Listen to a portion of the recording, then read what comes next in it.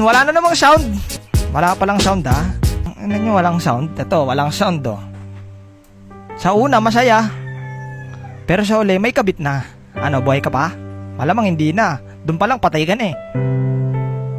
Alam mo kung bakit mabagal siya mag-reply sa'yo? Kasi bumibilis na sa iba. Sakit? Kasi mukha kang puwet.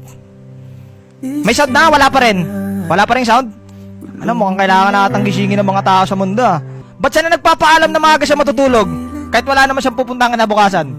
Bakit? Ba't siya nagpapaalam na maaga ako matutulog? Bakit niya sinasabi na, love, tulog na ako ah? Hindi ka ba na nagtataka? Dati umaabot kayo ng alas 5, alas 6 ng umaga, pero ba't ngayon hanggang alas 10 na lang?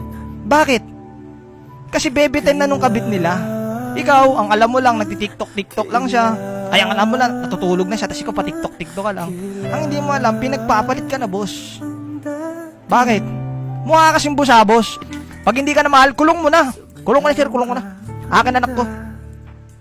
Oo, kulong ko na. Tapos na, sir, tapos na. Litong-lito. May sound na ba? Sorry guys ha, napasobra yung mga ano ko eh.